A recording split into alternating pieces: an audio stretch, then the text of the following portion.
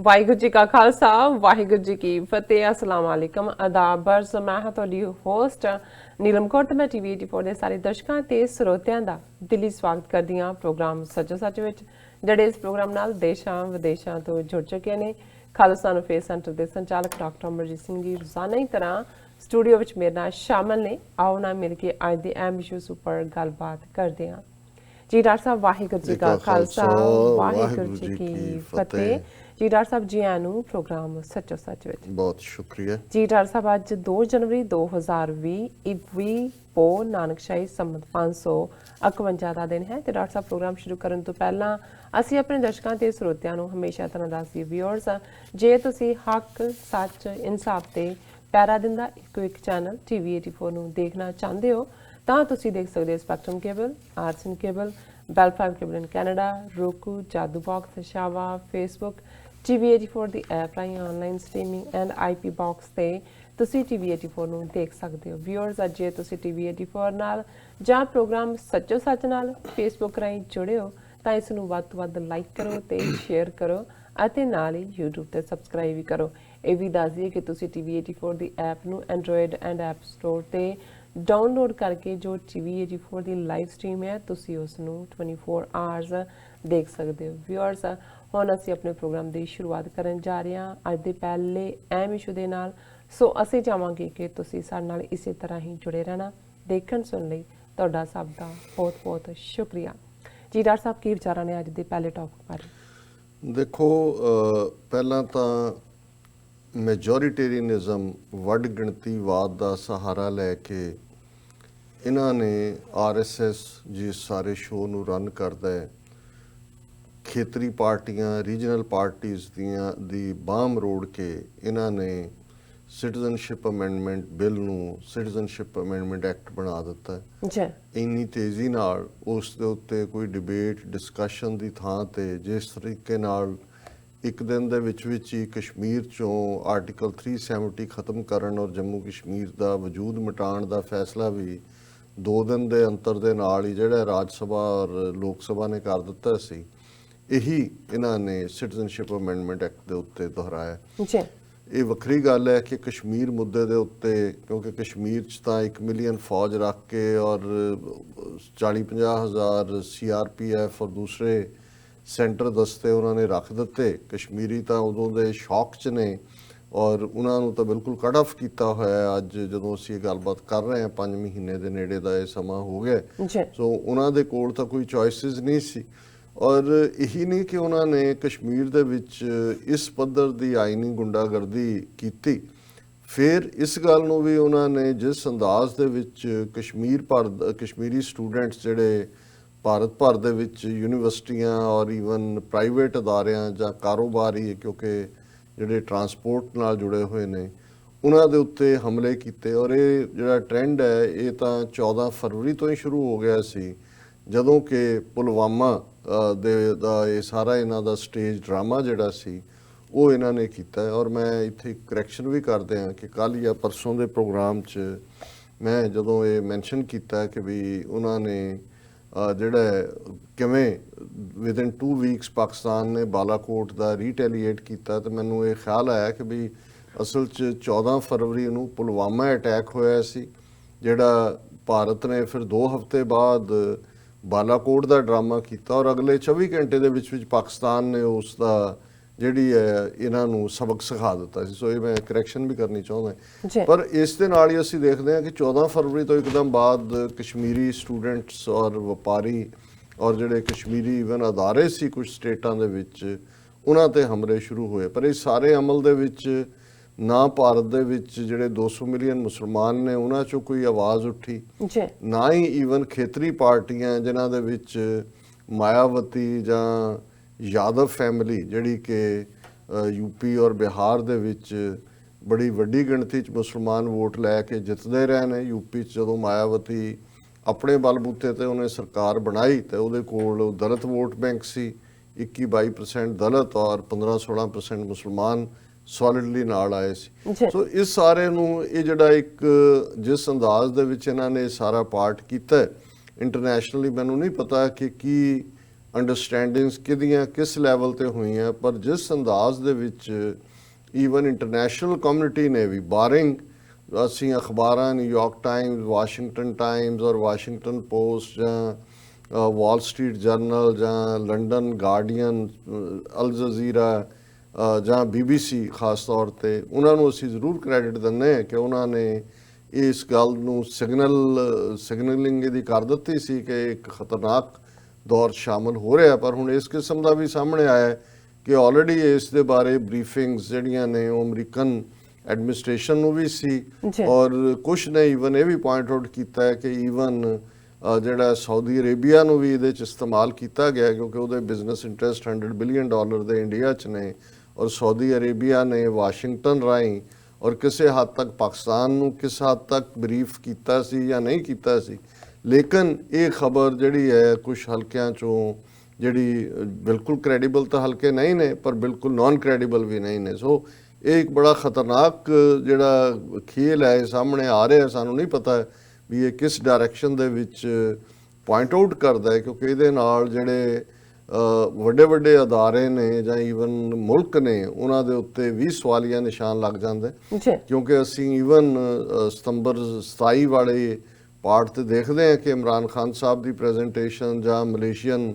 President ਦੀ ਜਾਂ turkey ਦੇ president ਦੇ ਉੱਤੇ ਰਿਮਾਰਕੇਬਲ ਸੀ ਕਸ਼ਮੀਰ ਦੇ ਮੁੱਦੇ ਤੇ, ਪਰ ਸਾਊਦੀ ਅਰੇਬੀਆ UAE ਸਮੇਤ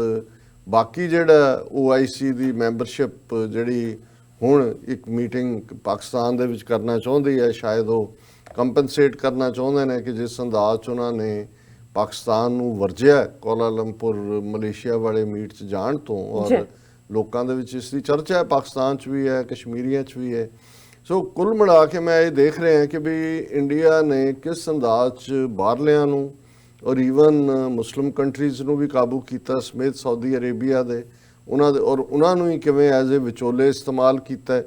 ਦੂਸਰੇ ਪਾਸੇ ਅਸੀਂ ਦੇਖਦੇ ਹਾਂ ਕਿ ਉਸ ਨੇ ਇਸ ਗੱਲ ਦਾ ਰਾਹ ਪੱਧਰਾ ਕਰ ਦਿੱਤਾ ਹੈ ਕਿ ਜਦੋਂ ਅਸੀਂ 5 ਅਗਸਤ ਵਾਲਾ ਜੇ ਪਾਰਟ ਚੱਲ ਰਿਹਾ ਸੀ ਕਸ਼ਮੀਰ ਦੇ ਵਿੱਚ ਔਰ ਜਿਸ ਤੇਜ਼ੀ ਨਾਲ ਉਹਨਾਂ ਨੇ ਸਿਟੀਜ਼ਨਸ਼ਿਪ ਅਮੈਂਡਮੈਂਟ ਐਕਟ ਜਿਹੜਾ ਹੈ ਉਹ ਸਾਹਮਣੇ ਲਿਆਂਦਾ, ਇਸ 'ਚ ਕੋਈ ਸ਼ੱਕ ਨਹੀਂ ਕਿ ਜਿਹਨੂੰ ਅੰਗਰੇਜ਼ੀ ਦੇ ਵਿੱਚ ਅਸੀਂ ਅਨਪ੍ਰੈਸੀਡੈਂਟਡ ਕਹਿੰਦੇ ਹਾਂ ਕਿ ਜਿਹਦਾ ਪਹਿਲਾਂ ਮਿਸਾਲ ਨਹੀਂ ਮਿਲਦੀ। ਜਿਸ ਅੰਦਾਜ਼ 'ਚ ਭਾਰਤ ਦੇ ਵਿੱਚ ਲੋਕ ਖਾਸ ਤੌਰ ਤੇ ਭਾਰਤੀ ਮੁਸਲਮਾਨ, ਉਹ UP ਹੋਏ, ਉਹ ਵੈਸਟ ਬੰਗਾਲ ਹੋਏ, ਨਾਰਥ ਈਸਟ ਵਾਲਿਆਂ ਦਾ ਇੱਕ ਆਪਣਾ ਮੌਕਫ ਹੈ ਕਿਉਂਕਿ ਜੇ ਅਸੀਂ ਨਾਰਥ ਈਸਟ ਅਸਾਮ ਜਾਂ ਦੂਸਰੀਆਂ ਸਟੇਟਾਂ ਦੀ ਗੱਲ ਕਰੀਏ ਤਾਂ ਉਹਨਾਂ ਦਾ ਕੋਈ ਲਾਗਾ ਦੇਗਾ ਨਹੀਂ ਹੈ ਕਿਉਂਕਿ ਜਿਹੜੀ ਰੈਸਟ ਆਫ ਇੰਡੀਆ ਦੇ ਵਿੱਚ ਡਿਬੇਟ ਹੋਈ ਜਾਂ ਹੋ ਰਹੀ ਹੈ ਉਹ ਜ਼ਾਹਰ ਹੈ ਕਿ ਭਾਈ ਤੁਸੀਂ ਜਦੋਂ ਇਹ ਕਹਿੰਦੇ ਹੋ ਕਿ ਪਾਕਿਸਤਾਨ ਔਰ ਬੰਗਲਾਦੇਸ਼ ਔਰ ਅਫਗਾਨਿਸਤਾਨ ਤੋਂ ਆਉਣ ਵਾਲੇ ਹਿੰਦੂ ਵੈਲਕਮ ਨੇ ਔਰ ਮੁਸਲਮਾਨ ਨਹੀਂ, ਤੁਸੀਂ ਤਾਂ ਫਰਦਰ ਰਿਲੀਜਨ ਬੇਸਡ ਜਿਹੜੀ ਹੈ ਉਹ ਡਿਵੀਜ਼ਨ ਕਰ ਦਿੱਤੀ ਔਰ ਇਹ ਬੇਸਿਕ ਜਿਹੜੇ ਕਨਸਟੀਟਿਊਸ਼ਨ ਹੈ ਭਾਰਤ ਦਾ ਸੰਵਿਧਾਨ ਹੈ ਉਹਦੀ ਵਾਇਓਲੇਸ਼ਨ ਹੈ। ਲੇਕਿਨ ਨਾਰਥ ਈਸਟ ਵਾਲੇ ਇਹਨੂੰ ਉਹ ਰਿਲੀਜਨ ਦੇ ਖਾਤੇ 'ਚ ਨਹੀਂ ਦੇਖਦੇ ਕਿਉਂਕਿ ਉਹ ਇਹ ਸਮਝਦੇ ਨੇ ਵੀ ਇਹਨਾਂ ਨੇ ਆਪਣਾ ਇਸ ਐਕਟ ਦੇ ਨਾਲ ਜਿਹੜੇ 19 ਲੱਖ ਲੋਕ ਅਸਾਮ ਦੇ ਵਿੱਚ ਸੁਪਰੀਮ ਕੋਰਟ ਦੇ ਹੁਕਮ ਥੱਲੇ ਜਿਹੜੀ ਰਜਿਸਟ੍ਰੇਸ਼ਨ ਪ੍ਰੋਸੈਸ ਹੋਈ ਉਹਦੇ 'ਚ ਜਿਹੜੇ ਉਹਨਾਂ ਨੇ ਇਲੀਗਲ ਡਿਕਲੇਅਰ ਕਰ ਦਿੱਤੇ ਨੇ ਔਰ ਵਿਦ ਨੋ ਸਟੇਟ ਔਰੀਜਨ ਕਿ ਇੰਡੀਅਨ ਸਟੇਟ ਨਹੀਂ ਹੈ, ਉਹਨਾਂ 'ਚ ਸਾਹਮਣੇ ਆ ਰਿਹਾ ਵੀ 13 ਲੱਖ ਹਿੰਦੂ ਨੇ। ਸੋ ਅਸਾਮੀ ਤਾਂ ਇਹ ਦੇਖਦੇ ਨੇ ਵੀ ਇਸ ਬਹਾਨੇ ਨਾਲ ਉਹਨਾਂ ਨੇ 13 ਲੱਖ ਹਿੰਦੂਆਂ ਦੀ ਜਿਹੜੀ ਹੈ ਸਿਟੀਜ਼ਨਸ਼ਿਪ ਦਾ ਰਾਹ ਪੱਧਰਾ ਕਰ ਦਿੱਤਾ ਹੈ। ਬੇਸ਼ੱਕ ਉੱਥੋਂ ਉਹਨਾਂ ਨੂੰ ਇਲੀਗਲ ਕਿਹਾ ਹੈ ਕਿ ਵੀ ਉਹ ਸਟੇਟ ਸਬਜੈਕਟ ਨਹੀਂ ਆ ਉਹਨਾਂ ਦੇ ਕੋਲ, ਲੇਕਿਨ ਦੂਸਰੇ ਪਾਸੇ ਉਹ ਆਪਣਾ ਪਰਸੀਕਿਊਸ਼ਨ ਦਾ ਕਲੇਮ ਫਾਈਲ ਕਰ ਸਕਦੇ ਨੇ। ਸੋ ਉਹਨਾਂ ਦਾ ਪ੍ਰੋਟੈਸਟ ਨਾਰਥ ਈਸਟ ਦਾ ਔਰ ਹੁਣ ਨਾਰਥ ਈਸਟ ਕੀ ਹੋ ਰਿਹਾ ਖਬਰਾਂ ਨਿਕਲ ਨਹੀਂ ਰਹੀਆਂ ਕਿਉਂਕਿ ਜਿਸ ਅੰਦਾਜ਼ ਇਹਨਾਂ ਨੇ ਆਪਣੇ 900 TV ਚੈਨਲ ਔਰ 1.5 ਲੱਖ ਦੇ ਕਰੀਬ ਜਿਹੜਾ ਸਾਰੀਆਂ ਪਬਲੀਕੇਸ਼ਨਸ ਨੇ ਉਹਨਾਂ ਨੂੰ ਕੰਟਰੋਲ ਕੀਤਾ ਹੈ। ਸੋ ਜ਼ਾਹਰ ਹੈ ਕਿ ਨਾਰਥ ਈਸਟ ਖਬਰਾਂ ਤੋਂ ਗਾਇਬ ਕਰ ਦਿੱਤਾ ਗਿਆ। ਕਸ਼ਮੀਰ ਦੇ ਹਵਾਲੇ ਨਾਲ ਵੀ ਉਨੀ ਕੁ ਖਬਰ ਲੱਗਦੀ ਹੈ ਔਰ ਕਿਉਂਕਿ ਕਸ਼ਮੀਰੀ ਤਾਂ ਆਲਰੇਡੀ ਆਪਣੀ ਇੰਨੀ ਕੁ ਪੇਨ ਦੇ ਵਿੱਚ ਸੀ ਕਿ ਇਸ ਮੁੱਦੇ ਦੇ ਉੱਤੇ ਉਹਨਾਂ ਨੇ ਕੋਈ ਇਹ ਗੱਲ ਸਾਹਮਣੇ ਨਹੀਂ ਆਈ ਕਿ ਕੋਈ ਕਸ਼ਮੀਰ 'ਚ ਪ੍ਰੋਟੈਸਟ ਹੋਏ ਕਿਉਂਕਿ ਉਹਨਾਂ ਦੇ ਕੋਲ ਉਹਨਾਂ ਨੇ ਤਾਂ ਸਭ ਕੁਝ ਹੀ ਗਵਾ ਦਿੱਤਾ ਹੋ ਤਾਂ ਪਹਿਲਾਂ ਹੀ ਕੰਧ ਨਾਲ ਉਹਨਾਂ ਨੂੰ ਇਹਨਾਂ ਨੇ ਲਾ ਦਿੱਤਾ। ਲੇਕਿਨ ਭਾਰਤ ਦੇ ਵਿੱਚ ਜਿਹੜੇ ਪ੍ਰੋਟੈਸਟ ਖਾਸ ਤੌਰ ਤੇ BJP ਰੂਲਡ ਸਟੇਟਸ ਦੇ ਵਿੱਚ ਹੋਏ ਔਰ ਕਿਉਂਕਿ ਹੋਏ ਸਾਰੇ ਪਾਸੇ ਕਾਂਗਰਸ ਰੂਲਡ ਸਟੇਟਸ ਪਰ ਉਹ ਪੀਸਫੁਲ ਦੇ ਨਾਂ ਥੱਲੇ ਰਿਹਾ। ਲੇਕਿਨ ਇਹ ਵੀ ਦੇਖਣ ਵਾਲੀ ਗੱਲ ਹੈ ਕਿ ਵੀ ਜਿਹੜੀਆਂ ਬੀਜੇਪੀ ਰੂਲਡ ਸਟੇਟਸ, ਖਾਸ ਤੌਰ ਤੇ ਯੂਪੀ ਦੇ ਵਿੱਚ, ਜਿੱਥੇ ਉਹਨਾਂ ਨੇ ਕਿਸ ਹੱਦ ਤੱਕ ਜਾ ਕੇ 20 ਤੋਂ ਜ਼ਿਆਦਾ ਜਿਹੜੇ ਮੁਸਲਮਾਨ ਨੇ ਉਹ ਗੋਲੀਆਂ ਦਾ ਸ਼ਿਕਾਰ ਬਣਾ ਕੇ ਮਾਰੇ, ਘਰਾਂ 'ਚ ਵੜ ਕੇ ਉਹਨਾਂ ਨੇ ਕੀ ਹਰਕਤਾਂ ਕੀਤੀਆਂ, ਕਿਵੇਂ ਜਿਹੜੇ ਨੇ ਜੀ ਕਿ ਕੰਪਨਸੇਟ ਕਰੋ, ਇਹ ਉਹਨਾਂ ਨੇ ਕੀਤਾ। ਔਰ ਦਿੱਲੀ ਦੇ ਵਿੱਚ ਵੀ ਜੋ ਜਾਮੀਆ ਮਿਲੀਆ ਇਸਲਾਮੀਆ 'ਚ ਹੋਇਆ, ਦਿੱਲੀ 'ਚ ਇਸ ਗੱਲ ਦਾ ਧਿਆਨ ਰਹੇ ਵੀ ਦਿੱਲੀ ਦੀ ਲਾਅ ਐਂਡ ਆਰਡਰ ਦੀ ਜਿਹੜੀ ਹੈ ਮਹਿਕਮਾ ਉਹ ਸੈਂਟਰ ਦੇ ਕੋਲ ਹੈ, ਅਮਿਤ ਸ਼ਾਹ ਦੇ ਡਾਇਰੈਕਟ ਕੰਟਰੋਲ ਥੱਲੇ, ਹੋਮ ਮਿਨਿਸਟਰੀ ਦੇ। ਔਰ ਯੂਪੀ ਵਾਲਾ ਪਾਰਟ ਤਾਂ ਅਜੇ ਤੱਕ ਵੀ ਜਾਰੀ ਹੈ, ਉੱਥੇ ਅੰਦਰ ਕੀ ਚੱਲ ਰਿਹਾ, ਔਰ ਬਹੁਤ ਜ਼ਿਆਦਾ ਹਰਾਸਮੈਂਟ ਹੈ। ਔਰ ਪੁਲਿਸ ਨੂੰ ਮੋਦੀ ਨੇ ਜਦੋਂ ਇਸ ਸਾਰੇ ਤੋਂ ਬਾਅਦ ਰਾਮਲੀਲਾ ਗਰਾਊਂਡ ਦਿੱਲੀ ਦੇ ਵਿੱਚ ਉਹਨੇ ਐਡਰੈਸ ਕੀਤਾ ਤਾਂ ਉਹਨੇ ਡਿਫੈਂਡ ਕੀਤਾ ਪੁਲਿਸ ਨੂੰ, ਪੂਰਾ ਹਾਈਲੀ ਐਪਰੀਸ਼ੀਏਟ ਕੀਤਾ। ਉਹਨੂੰ ਕੋਈ ਫਿਕਰ ਨਹੀਂ ਸੀ ਕਿ ਜਿਹੜੇ 26-27 ਬੇਗੁਨਾਹ ਲੋਕ ਮਾਰੇ, ਔਰ ਕਿੰਨੇ ਜਿਹੜੇ ਨੇ ਜਿਨ੍ਹਾਂ ਦੀਆਂ ਲੱਤਾਂ ਬਾਹਾਂ ਤੋੜੀਆਂ, ਉਹਨਾਂ ਦੇ ਲਈ ਕੋਈ ਲਫ਼ਜ਼ ਨਹੀਂ ਸੀ। ਔਰ ਹੁਣ ਵੀ ਉਹ ਪ੍ਰੋਟੈਸਟ ਦਾ ਸਿਲਸਿਲਾ ਜਾਰੀ ਹੈ ਦਿੱਲੀ ਦੇ ਵਿੱਚ। ਈਵਨ ਜਿਹੜੀਆਂ ਪਰਦੇ 'ਚ ਰਹਿਣ ਵਾਲੀਆਂ ਬੀਬੀਆਂ ਇਸਲਾਮਿਕ ਟ੍ਰੈਡੀਸ਼ਨ ਮੁਤਾਬਕ, ਉਹ ਵੀ ਬਾਹਰ ਆ ਕੇ ਪ੍ਰੋਟੈਸਟ ਲਗਾਤਾਰ ਨਾਲ ਜਾਰੀ ਹੈ। ਬੇਸ਼ੱਕ ਠੰਡ ਪੈ ਰਹੀ ਹੈ, ਬਾਕੀ ਵੀ ਥਾਵਾਂ ਦੇ ਉੱਤੇ ਚੱਲ ਰਿਹਾ,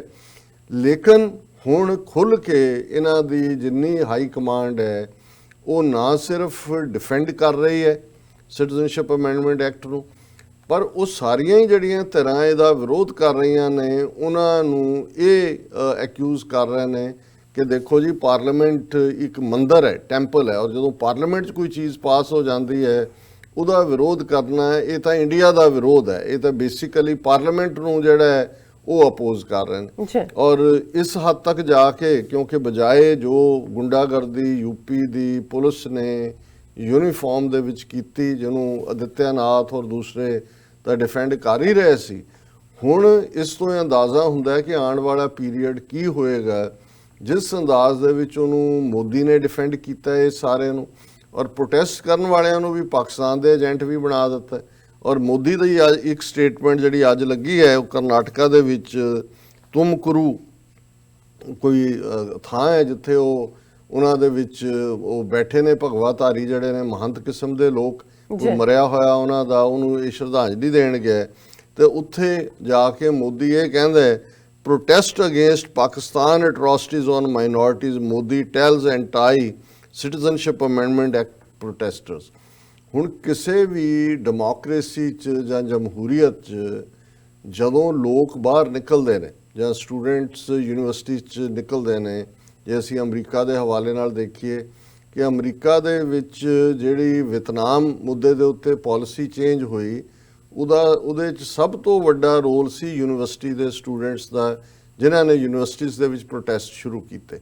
ਔਰ ਉਹਦੇ 'ਚ ਅਮਰੀਕਾ ਨੇ ਦੇਖਿਆ ਕਿ ਵੀ ਨਹੀਂ, ਬੇਸ਼ੱਕ ਅਸੀਂ 50-60 ਹਜ਼ਾਰ ਆਪਣਾ ਬੰਦਾ ਵੀ ਮਰਵਾਇਆ, ਪ੍ਰੈਸਟੀਜ ਵੀ ਹੈ, ਉੱਥੋਂ ਫੌਜ ਕੱਢਣੀ ਬਹੁਤ ਹਿਊਮਿਲੇਸ਼ਨ ਹੋਏਗੀ, ਲੇਕਿਨ ਉਹਨਾਂ ਨੇ ਦੇਖਿਆ ਵੀ ਲੋਕਾਂ ਦੀ ਆਵਾਜ਼ ਕੀ ਹੈ। ਜਮਹੂਰੀਅਤ ਦਾ ਮਤਲਬ ਇਹ ਹੁੰਦਾ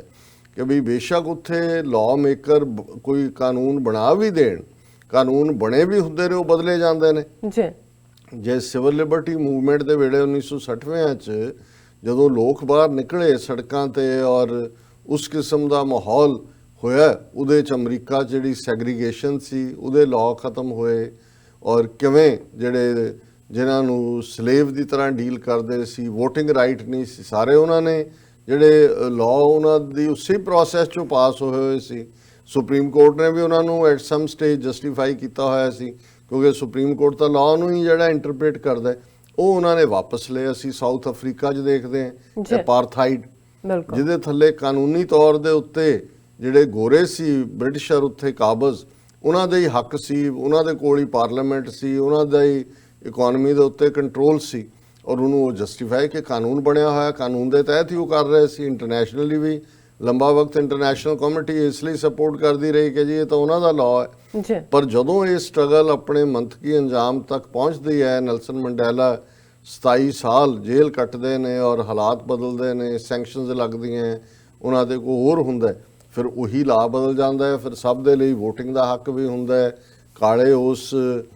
ਵਾਈਟ ਰਜੀਮ 'ਚੋਂ ਲਿਬਰੇਟ ਹੁੰਦੇ ਨੇ। ਸੋ ਇਹ ਮੈਂ ਇਸ ਲਈ ਕਹਿ ਰਿਹਾ ਕਿ ਵੀ ਇਹ ਕੋਈ, ਜੇ ਅਸੀਂ ਮੁਕੱਦਸ ਗੱਲ ਕਹਿਣੀ ਹੋਏ ਕਿ ਵੀ ਇਹ ਕਾਨੂੰਨ ਠੀਕ ਹੈ, ਇਹਨੂੰ ਦਸਤੂਰ ਕਹਿੰਦੇ ਨੇ, ਇਹ ਸਾਨੂੰ ਗਵਰਨ ਕਰਨ ਲਈ ਹੈ। ਇਹ ਜਿਹੜਾ ਜੇ ਇਹਨਾਂ ਦੀ ਜ਼ੁਬਾਨ ਕਹਿਣੀ ਹੋ ਤਾਂ ਇਹ ਹੋਲੀ ਕਾਊ ਨਹੀਂ ਹੈ, ਜੀ ਇਹ ਕੋਈ ਪਵਿੱਤਰ ਗਾਂ ਨਹੀਂ ਹੈ। ਬਿਲਕੁਲ। ਜੇ ਅਸੀਂ ਇਹ ਕਹੀਏ ਕਿ ਜੀ ਜਿਵੇਂ ਮਜ਼ਹਬਾਂ ਦੇ ਗ੍ਰੰਥ ਨੇ ਜਿਨ੍ਹਾਂ ਦੇ ਵਿੱਚ ਰੱਬੀ ਇਲਹਾਮ ਦੀ ਗੱਲ ਹੈ, ਉਹ ਬੇਸ਼ੱਕ ਕੁਰਾਨ ਮਜੀਦ ਹੋਏ ਜਾਂ ਫॉर दैट ਰੀਜ਼ਨ ਬਾਈਬਲ ਹੋਏ, ਗੁਰੂ ਗ੍ਰੰਥ ਸਾਹਿਬ ਹੋਏ ਜਾਂ ਇਹਨਾਂ ਦੇ ਹਵਾਲੇ ਨਾਲ ਵੀ ਗੀਤਾ ਹੋਏ, ਉਹਦੇ 'ਚ ਕੋਈ ਤਬਦੀਲੀ ਨਹੀਂ ਹੁੰਦੀ ਜਾਂ ਮੁਕੱਦਸ ਵੀ ਉਹੀ ਹੁੰਦਾ ਹੈ, ਕਿਉਂਕਿ ਜਿਹੜਾ ਵੀ ਉਹਨੂੰ ਮੰਨਣ ਵਾਲਾ ਮਜ਼ਹਬ ਵਾਲਾ ਉਹਦੇ ਲਈ ਉਹ ਭਾਵੇਂ ਕੋਈ ਵੀ ਹੈ ਉਹ ਪ੍ਰੈਕਟਿਸਿੰਗ ਹੈ ਕਿ ਨਹੀਂ ਹੈ, ਪਰ ਉਹ ਉਹਨਾਂ ਨੂੰ ਮੁਕੱਦਸ ਮੰਨਦਾ ਹੈ। ਔਰ ਇਸ ਲਈ ਜਿਹੜੇ ਆ ਮੁਲਕਾਂ ਦੇ ਵਿੱਚ ਬਲੈਸਫੇਮੀ ਲਾਅ ਵੀ ਸਾਹਮਣੇ ਆਇਆ। ਬ੍ਰਿਟਿਸ਼ਰਸ ਨੇ 1930 'ਚ ਬਲੈਸਫੇਮੀ ਲਾਅ ਬਣਾਇਆ, ਕਿਉਂਕਿ ਉਸ ਤੋਂ ਪਹਿਲਾਂ ਉਹ ਐਗਜ਼ਿਸਟ ਨਹੀਂ ਸੀ ਕਰਦਾ ਲਾਅ, ਪਰ ਜੋ ਹਾਲਾਤ ਬਣੇ ਉੱਥੇ ਜਿਸ ਅੰਦਾਜ਼ ਦੇ ਵਿੱਚ ਇੱਕ ਧਰਮ ਦਾ ਜਿਹੜਾ ਹੈ ਉਹ ਉਹਨਾਂ ਨੂੰ ਬੇਇੱਜ਼ਤ ਕਰਨ ਦੀ ਕੋਸ਼ਿਸ਼ ਕੀਤੀ ਗਈ। ਸੋ ਜਿਹੜੇ ਕਾਨੂੰਨ ਹੁੰਦੇ ਨੇ ਇਹ ਕੋਈ ਹੋਲੀ ਕਾਊ ਨਹੀਂ ਹੁੰਦੇ ਜਾਂ ਇਹ ਮੁਕੱਦਸ ਨਹੀਂ ਹੁੰਦੇ ਕਿ ਜਿਹਨੂੰ ਬਦਲਿਆ ਨਹੀਂ ਜਾ ਸਕਦਾ। ਲੇਕਿਨ ਜੇ ਤੁਹਾਡੀ ਨੀਅਤ ਹੀ ਇਹ ਹੈ ਕਿ ਤੁਸੀਂ ਨਾਜ਼ੀਆਂ ਵਾਂਗ ਦੂਸਰੇ ਦਰਜੇ ਦੇ ਸ਼ਹਿਰੀ ਬਣਾਉਣੇ, ਮੁਸਲਮਾਨਾਂ ਨੂੰ, ਈਸਾਈਆਂ ਨੂੰ, ਦਲਿਤਾਂ ਨੂੰ, ਸਿੱਖਾਂ ਨੂੰ ਬ੍ਰਾਹਮਣਵਾਦ ਦੀ ਜਕੜ ਦੇ ਵਿੱਚ ਜਕੜਨੇ, ਤੇ ਫਿਰ ਤੁਸੀਂ ਜਿਹੜੇ ਲੋਕਾਂ ਦੇ ਪ੍ਰੋਟੈਸਟ ਨੇ ਜਿਹਦੇ 'ਚ ਔਰ ਅਨਪ੍ਰੈਸੀਡੈਂਟਡ ਇਹ ਪਹਿਲੀ ਵਾਰ ਹੋਇਆ, ਔਰ ਇਕੱਲਾ ਇਹੀ ਨਹੀਂ ਹੈ ਕਿ ਵੀ ਮੁਸਲਮਾਨ ਨਿਕਲੇ ਨੇ, ਉਹਨਾਂ ਦੇ ਨਾਲ ਦਲਿਤ ਭਾਈਚਾਰਾ ਵੱਡੀ ਗਿਣਤੀ 'ਚ ਜੁਆਇਨ ਕੀਤਾ ਹੈ। ਉਹਦੇ 'ਚ ਜਿਹੜੇ ਸਿਵਲ ਸੁਸਾਇਟੀ ਦੇ ਲੋਕ ਨੇ ਔਰ ਇਹ ਲੋਕ ਜਾਵੇਦ ਅਖਤਰ ਵਰਗੇ ਔਰ ਦੂਸਰੇ ਜਿਹੜੇ ਹਮੇਸ਼ਾ ਪਾਕਿਸਤਾਨ ਦੇ ਕਨਸੈਪਟ ਨੂੰ ਹੀ ਰਿਡੀਕਿਊਲ ਕਰਦੇ ਰਹੇ, ਉਹ ਅੱਗੇ ਵੱਧ ਕੇ ਜਿਹੜਾ ਹੁਣ ਇੰਟਰਵਿਊ ਵੀ ਦੇ ਰਹੇ ਨੇ ਔਰ ਕਰ ਰਹੇ ਨੇ ਕਿ ਜੀ ਕੀ ਹੋ ਰਿਹਾ। ਇਸੇ ਤਰੀਕੇ ਨਾਲ ਅਸੀਂ ਦੇਖਦੇ ਹਾਂ ਵੀ ਅੱਜ ਤਾਂ ਹਾਲਾਤ ਉਹ ਨੇ ਕਿ ਜਿੱਥੇ ਇੱਕ ਪਾਸ ਕੱਲ ਅਸੀਂ ਫੈਜ਼ ਅਹਿਮਦ ਫੈਜ਼ ਦੀ ਪੋਇਟਰੀ ਦੇ ਉੱਤੇ ਗੱਲ ਕਰਦੇ ਹਾਂ, ਕਿਹਾ ਅਸੀਂ ਹਮ ਦੇਖਾਂਗੇ ਕਿ ਕਿਵੇਂ ਜਿਹੜਾ ਉਹ ਕਾਨਪੁਰ ਦੇ ITI ਦੇ ਵਿੱਚ IIT 'ਚ ਜਿਹੜਾ ਪ੍ਰੋਫੈਸਰ ਦੀ ਸ਼ਿਕਾਇਤ ਦੇ ਉੱਤੇ ਜਿਹੜਾ ਉਹ ਇੱਕ ਪੈਨਲ ਬੈਠਾ ਉਹ ਇਹ ਦੇਖ ਰਿਹਾ ਵੀ ਹਮ ਦੇਖਾਂਗੇ ਜਿਹੜਾ ਇਹ ਐਂਟੀ ਹਿੰਦੂ ਹੈ, ਇਸ ਨੂੰ ਕਰੇਗਾ। ਹਾਲਾਂਕਿ ਅੱਜ ਹੀ ਉਹਨਾਂ ਦੀ ਡਾਟਰ ਨੇ ਫੈਜ਼ ਅਹਿਮਦ ਫੈਜ਼ ਦੀ ਲਾਹੌਰ 'ਚ ਕਿਹਾ, ਉਹਨੇ ਕਿਹਾ ਕਿ ਵੀ ਇਟਸ ਫਨੀ ਕਿ ਵੀ ਇਹ ਨਹੀਂ, ਉਹਨਾਂ ਨੇ ਕਿਹਾ ਵੀ ਇਨ ਦਾ ਐਂਡ ਇੰਨੀ ਇੰਟੌਕਸੀਕੇਸ਼ਨ ਹੈ ਉਸ ਪੋਇਟਰੀ 'ਚ ਕਿ ਉਹਦੇ ਐਂਡ ਅਪ ਉਹਦੇ ਐਡਮਾਇਰਰ ਹੀ ਹੋਣਗੇ, ਘੱਟੋ ਘੱਟ ਪੋਇਟਰੀ ਦਾ ਸ਼ੌਕ ਹੀ ਰੱਖਣਗੇ। ਪਰ ਜਿਵੇਂ ਕਿਸੇ ਨੇ ਕਿਹਾ ਵੀ ਇਹਨਾਂ ਨੂੰ ਇਲਦਾ ਨਾ ਕੋਕੋ, ਇਹ ਪਤਾ ਹੀ ਨਹੀਂ ਹੈ ਕੀ ਕਰ ਰਹੇ ਨੇ। ਇਹਨਾਂ ਦੇ ਲਈ ਤਾਂ ਹਰ ਕੋਈ, ਕਿਉਂਕਿ ਇਹ ਨਹੀਂ ਹੈ ਵੀ ਇਕੱਲੇ ਮੁਸਲਮਾਨ ਟਾਰਗੇਟ ਤੇ,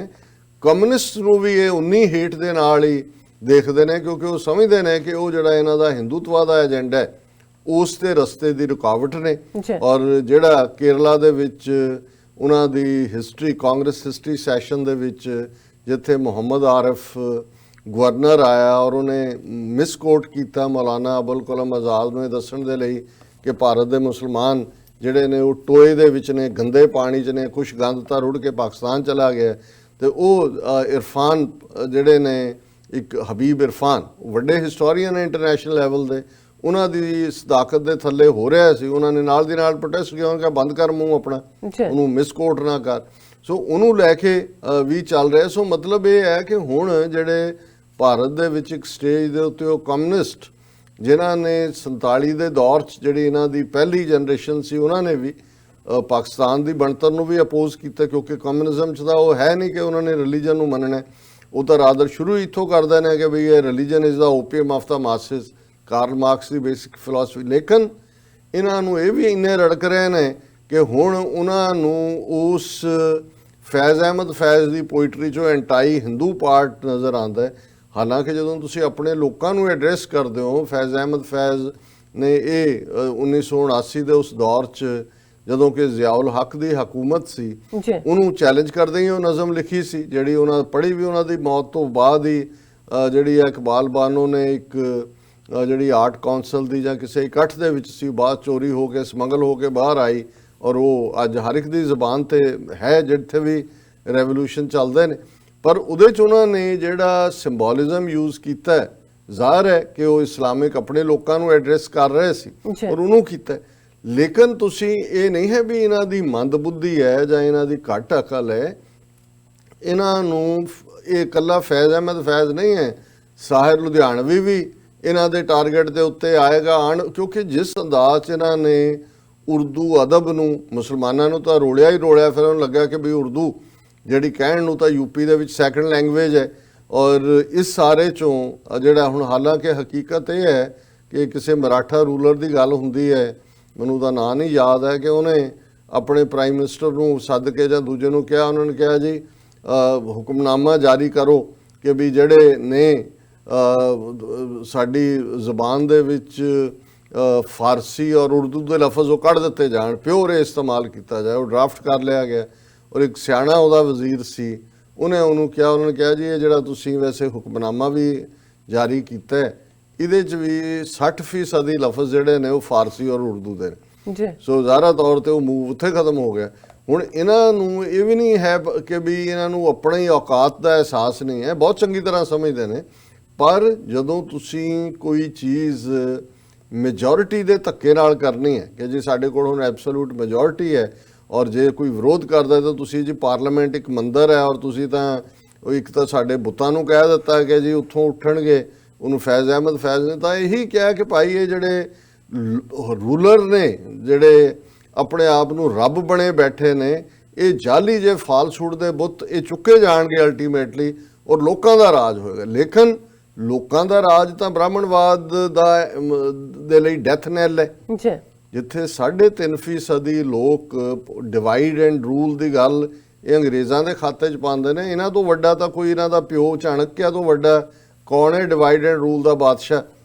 ਜਿਨ੍ਹਾਂ ਨੇ ਜ਼ਾਤ ਪਾਤ ਤੋਂ ਵੱਡੀ ਹੋਰ ਕਿਹੜੀ ਡਿਵੀਜ਼ਨ ਹੈ। ਔਰ ਈਵਨ ਇਹੀ ਨਹੀਂ ਕਿ ਵੀ ਉਹਨਾਂ ਨੇ ਸਾਰੇ ਲੋਕਾਂ ਨੂੰ 4 ਜ਼ਾਤਾਂ ਦੇ ਵਿੱਚ ਬ੍ਰਾਹਮਣ ਕਸ਼ਤਰੀ ਵੈਸ਼ ਸ਼ੂਦਰ 'ਚ ਲਿਆਂਦਾ, ਉਹਨਾਂ ਨੇ ਅੱਗੋਂ 4 ਦੀਆਂ 8000 ਤੋਂ ਜ਼ਿਆਦਾ ਸਬ ਕਾਸਟਾਂ ਕ੍ਰੀਏਟ ਕੀਤੀਆਂ ਕਿ ਇਹ ਉਹਦੇ ਤੋਂ ਉੱਚਾ ਹੈ, ਉਹਦੇ ਤੋਂ ਉੱਚਾ, ਤਾਂ ਕਿ ਕਿਤੇ ਇਹ ਨਾ ਹੋਏ ਵੀ 4 ਬਲਾਕਾਂ ਦੇ ਲੋਕ ਇਕੱਠੇ ਹੋ ਜਾਣ, ਸ਼ੂਦਰ ਇਕੱਠੇ ਹੋ ਜਾਣ ਇੱਕ ਥਾਂ ਤੇ, ਜਾਂ ਵੈਸ਼ ਇੱਕ ਥਾਂ ਤੇ ਇਕੱਠੇ ਹੋ ਜਾਣ, ਜਾਂ ਕਸ਼ਤਰੀ ਇੱਕ ਥਾਂ ਤੇ ਹੋ ਜਾਣ। ਸੋ ਉਹਨਾਂ ਨੂੰ ਵੀ ਫਰਦਰ ਕਦੇ ਜਿਹਨਾਂ ਨੂੰ ਇਹਨਾਂ ਨੇ ਸ਼ੂਦਰ ਬਣਾਇਆ, ਕਦੇ ਤੁਸੀਂ ਉਹਨਾਂ 'ਚ ਜਾ ਕੇ ਦੇਖੋ ਵੀ ਉਹਨਾਂ ਦੀਆਂ ਵੀ ਇਸ ਕਿਸਮ ਦੀਆਂ ਗੋਤਾਂ ਬਣਾਈਆਂ ਹੋਈਆਂ ਨੇ। ਹੁਣ ਚਮੜੇ ਦਾ ਕੰਮ ਕਰਨ ਵਾਲੇ ਗੰਦ ਚੁੱਕਣ ਵਾਲਿਆਂ ਦੇ ਨਾਲ ਆਪਣਾ ਕੁੜੀਆਂ ਮੁੰਡੇ ਤਾਂ ਨਹੀਂ ਵਿਆਹੁੰਦੇ ਹੈ, ਉਹਨਾਂ 'ਚ ਵੀ ਇਸੇ ਤਰ੍ਹਾਂ ਉਹਨਾਂ ਦੇ ਆਪਣੇ ਕਲੈਨ, ਕੋਈ ਨਾਈ, ਕੋਈ ਤੇਲੀ, ਕੋਈ ਛੀਂਬਾ, ਕੋਈ ਚਿਓਰ, ਉਹਨਾਂ ਦੀਆਂ ਆਪਣੀਆਂ, ਉਹ ਇੱਕ ਦੂਜੇ ਤੋਂ ਕੌਣ ਉੱਪਰ ਹੈ ਕੌਣ ਥੱਲੇ ਹੈ, ਉਹ ਇਸ ਡਿਬੇਟ ਦੇ ਵਿੱਚ ਉਹਨਾਂ ਨੂੰ ਰੱਖਿਆ। ਸੋ ਜਿਨ੍ਹਾਂ ਨੇ ਇਸ ਕਿਸਮ ਦਾ ਡਿਵਾਈਸਿਵ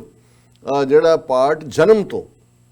ਫਿਰ ਉਹਨੂੰ ਬਰਥ ਦੇ ਨਾਲ ਜੋੜ ਦਿੱਤਾ। ਔਰ ਇਹ ਵਰਸਟ ਦੈਨ ਦਾ ਕਲਾਸ ਸਿਸਟਮ, ਜਦੋਂ ਅਸੀਂ ਬ੍ਰਿਟਿਸ਼ ਸੁਸਾਇਟੀ ਜਾਂ ਜਿਹਦੇ 'ਚ ਕੋਈ ਲਾਰਡ ਹੈ, ਕੋਈ ਦੂਜਾ ਘਰਾਨਾ ਹੈ, ਉਹ ਕਲਾਸ ਵਾਈਜ਼, ਉਹ ਫਾਈਨੈਂਸ਼ੀਅਲ ਇੱਥੇ ਤਾਂ ਫਾਈਨੈਂਸ਼ੀਅਲ 'ਚ ਵੀ ਸ਼ੂਦਰ ਭਾਵੇਂ ਜੋ ਮਰਜ਼ੀ ਬਣ ਜਾਏ ਉਹਨੇ ਸ਼ੂਦਰ ਹੀ ਰਹਿਣਾ, ਜੋ ਇਹਨਾਂ ਦਾ ਸਾਰਾ ਫਲਸਫਾ ਹੈ। ਸੋ ਹੁਣ ਇਸ ਸਾਰੇ 'ਚ ਇਹ ਪੂਰੇ ਧੜੱਲੇ ਦੇ ਨਾਲ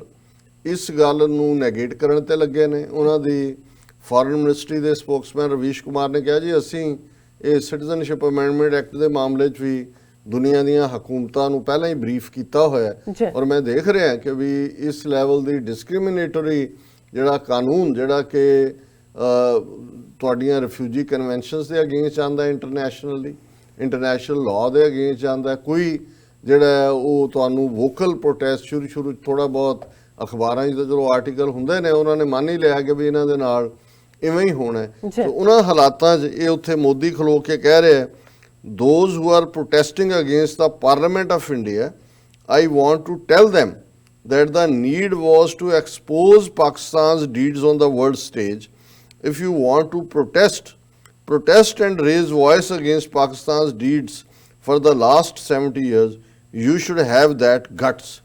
ਉਹਨਾਂ ਨੂੰ ਕਹਿ ਰਿਹਾ ਜੀ ਤੁਸੀਂ ਤਾਂ ਏਜੰਟ ਹੋ ਪਾਕਿਸਤਾਨ ਦੇ, ਇਹ ਸਾਰੇ ਵਿਰੋਧ ਕਰਨ ਵਾਲਿਆਂ ਨੂੰ ਕਹਿ ਰਹੇ ਕਿ ਜੇ ਤੁਸੀਂ ਕਰਨਾ ਹੀ ਹੈ ਪ੍ਰੋਟੈਸਟ ਤਾਂ ਪਾਕਿਸਤਾਨ ਦੇ ਅਗੇਂਸਟ ਕਰੋ ਕਿ ਉੱਥੇ 70 ਸਾਲ 'ਚ ਕਿੰਨੇ ਜ਼ੁਲਮ ਹੋ ਰਹੇ ਨੇ। ਤੁਸੀਂ ਪਾਕਿਸਤਾਨ ਤਾਂ ਜੋ ਹੈ ਸੋ ਹੈ, ਤੁਸੀਂ ਜਮਹੂਰੀਅਤ ਦੇ ਨਾਂ ਥੱਲੇ ਕੀ ਨਹੀਂ ਕੀਤਾ ਅਕਲੀਅਤਾਂ ਦੇ ਨਾਲ। ਜੇ ਜੂਨ 84 'ਚ ਸਿੱਖਾਂ ਦੇ ਸਭ ਤੋਂ ਮੁਕੱਦਸ ਦਰਬਾਰ ਸਾਹਿਬ ਤੇ ਟੈਂਕਾਂ ਤੋਪਾਂ ਨਾਲ ਹਮਲਾ ਹੁੰਦਾ ਹੈ, ਕਿਹਨੇ ਕੀਤਾ? ਪਾਕਿਸਤਾਨ ਨੇ ਕੀਤਾ। ਨਵੰਬਰ 84 'ਚ ਤੁਸੀਂ ਦੇਸ਼ ਭਰ ਦੇ ਵਿੱਚ ਜਿਹੜਾ ਹਜ਼ਾਰਾਂ ਸਿੱਖ ਜਿਉਂਦੇ ਜੀ ਗਲਾਂ 'ਚ ਟਾਇਰ ਪਾ ਕੇ ਸਾੜੇ ਨੇ, ਇਹ ਪਾਕਿਸਤਾਨ ਨੇ ਕੀਤੇ? ਬਿਲਕੁਲ ਨਹੀਂ। ਭਾਰਤ ਭਰ ਦੇ ਵਿੱਚ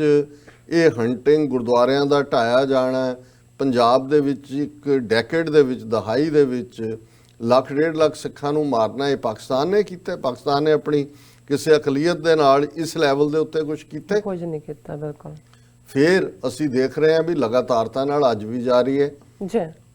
ਹਿਸਟੋਰੀਕਲ ਗੁਰਦੁਆਰਾ ਗਿਆਨ ਗੋਦੜੀ ਹਰਿਦੁਆਰ ਚੋਂ, ਸਿੱਕਮ ਚੋਂ ਗੁਰਦੁਆਰਾ ਗੁਰਡੋਂਗ ਮੌਰ,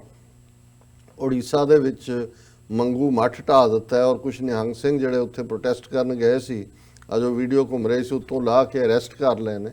ਫਿਰ 2 ਦਿਨ ਪਹਿਲਾਂ ਦੀਆਂ ਖਬਰਾਂ ਨੇ ਵੀ ਕਿਵੇਂ ਯੂਪੀ ਦੇ ਵਿੱਚ ਜੇ ਸਿੱਖ ਨਗਰ ਕੀਰਤਨ ਕਰਦੇ ਨੇ, ਜਲੂਸ ਕੱਢਦੇ ਨੇ ਧਾਰਮਿਕ, 50 ਤੋਂ ਜ਼ਿਆਦਾ ਦੇ ਖਿਲਾਫ ਕੇਸ ਰਜਿਸਟਰ ਹੋ ਜਾਂਦਾ ਹੈ। ਮੱਧ ਪ੍ਰਦੇਸ਼ ਦੇ ਵਿੱਚ ਫੋਟੋਆਂ ਸਾਹਮਣੇ ਨੇ ਕਿ ਕਿਵੇਂ ਪਿੰਡਾਂ ਦੇ ਵਿੱਚ ਹਿੰਦੂਆਂ ਦੀ ਭੀੜ ਇਕੱਠੀ ਹੋ ਕੇ ਸਿੱਖਾਂ ਨੂੰ ਉੱਥੋਂ ਜਿਹੜੀ ਹੈ ਉਹ ਪਿੰਡਾਂ 'ਚੋਂ ਉਹਨਾਂ ਦੇ ਘਰ ਢਾਹ ਰਹੀ ਹੈ, ਉਹਨਾਂ ਨੂੰ ਕੱਢ ਰਹੀ। ਹੁਣ ਇਹ ਇੱਕ ਉਹ ਅਕਲੀਅਤ ਜਿਹਨੇ 47 ਦੇ ਵਿੱਚ ਆਪਣੀ ਕਿਸਮਤ ਜੋੜੀ ਨਾਲ, ਔਰ ਨਤੀਜਾ ਕੀ ਹੈ ਕਿ ਅੱਜ ਉਹ ਕੀ ਸਫ਼ਰ ਕਰ ਰਹੇ ਨੇ, ਮੁਸਲਮਾਨਾਂ ਦਾ ਕੀ ਹਸ਼ਰ ਕੀਤਾ ਹੈ ਇਹਨਾਂ 70 ਸਾਲਾਂ 'ਚ। ਉਹ ਹਾਈਲਾਈਟ ਗੁਜਰਾਤ ਦੇ ਵਿੱਚ ਹੋਇਆ 2002 ਜਦੋਂ ਹਜ਼ਾਰਾਂ ਮੁਸਲਮਾਨ ਮਾਰੇ, ਲੇਕਿਨ ਚੱਲ ਤਾਂ 47 ਤੋਂ ਬਾਅਦ ਹੀ ਰਿਹਾ ਸੀ। ਤੁਸੀਂ ਉਹ ਦੰਗੇ ਅਹਿਮਦਾਬਾਦ ਦੇ ਨਾਂ ਥੱਲੇ ਹੋਣ, ਮੇਰਠ 'ਚ ਹੋਣ, ਔਰ ਬਿਹਾਰ ਦੇ ਕਿਹਨਾਂ ਥਾਵਾਂ ਦੇ ਉੱਤੇ ਕੀ ਕੀ ਨਹੀਂ ਹੋਇਆ, ਭਾਗਲਪੁਰ ਕਿਸ ਕਿਸਮ ਦੇ ਬਲਾਈਂਡਿੰਗਸ, ਕਿਵੇਂ ਕੈਦੀ ਜਿਹੜੇ ਸੀ ਉਹਨਾਂ ਨੂੰ ਵੀ ਜੇਲ੍ਹਾਂ ਜੰਨਿਆ ਕੀਤਾ ਗਿਆ, ਔਰ ਦਲਿਤਾਂ ਦੇ ਨਾਲ। ਹੁਣ ਤੁਸੀਂ ਉਹਨਾਂ ਦੇ ਜਿੰਨੀਆਂ ਸਟੇਟਾਂ ਦੇ ਵਿੱਚ ਸ਼ਡਿਊਲ ਕਾਸਟ ਕਮਿਸ਼ਨ ਬਣੇ ਹੋਏ ਨੇ, ਡਿਸਕ੍ਰਿਮੀਨੇਸ਼ਨ ਦਾ ਜਿਹੜਾ ਨੋਟਿਸ ਲੈਂਦੇ ਨੇ, ਹਜ਼ਾਰਾਂ ਦੀ ਗਿਣਤੀ 'ਚ ਇਨਸੀਡੈਂਟਸ ਹਰ ਸਾਲ ਹੁੰਦੀਆਂ ਨੇ।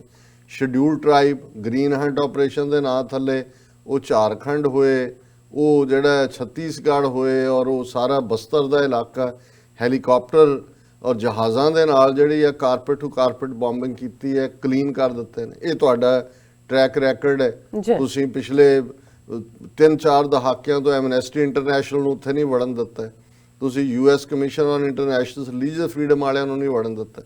ਸੋ ਪ੍ਰੋਟੈਸਟ ਹੋਰ ਕਿਹਦੇ ਖਿਲਾਫ ਹੋਣ? ਪਾਕਿਸਤਾਨ ਨੇ, ਠੀਕ ਹੈ ਹਰ ਥਾਂ ਤੇ ਕੁਝ ਲੋਕ ਐਸੇ ਹੁੰਦੇ ਨੇ ਜੋ ਧੱਕਾ ਕਰਦੇ ਨੇ, ਪਰ ਪਾਕਿਸਤਾਨ ਦੀ ਸਟੇਟ ਪਾਲਿਸੀ ਤਾਂ ਉਹਨਾਂ ਨੇ ਤਾਂ ਆਪਣੀਆਂ ਅਸੈਂਬਲੀਆਂ ਦੇ ਵਿੱਚ, ਪਾਰਲੀਮੈਂਟ ਦੇ ਵਿੱਚ ਮਾਈਨੋਰਟੀਜ਼ ਨੂੰ ਰਿਜ਼ਰਵੇਸ਼ਨ ਵੀ ਦਿੱਤੀ ਹੈ ਜੀ। ਤੁਸੀਂ ਤੁਹਾਡਾ ਸੁਪਰੀਮ ਕੋਰਟ 9 ਨਵੰਬਰ ਨੂੰ ਇੱਕ ਹਿਸਟੋਰੀਕਲ ਬਾਬਰੀ ਮਸਜਿਦ 5 ਸਦੀਆਂ ਪੁਰਾਣੀ, ਉਹਨੂੰ ਢਾਣ ਵਾਲਿਆਂ ਦੇ ਹਵਾਲੇ ਕਰ ਰਿਹਾ, ਉਸ ਨੂੰ ਕਿ ਜੀ ਮੰਦਿਰ ਬਣਾ ਲਓ। ਇੱਧਰ ਪਾਕਿਸਤਾਨ ਇੱਕ ਛੋਟੀ ਜਿਹੀ ਅਕਲੀਅਤ ਦੇ ਲਈ ਕਰਤਾਰਪੁਰ ਦਾ ਲਾਂਘਾ ਖੋਲ ਰਿਹਾ। ਸੋ ਪ੍ਰੋਟੈਸਟ ਕਿਹਦੇ ਖਿਲਾਫ ਹੋਣੇ ਚਾਹੀਦੇ ਨੇ? ਪਰ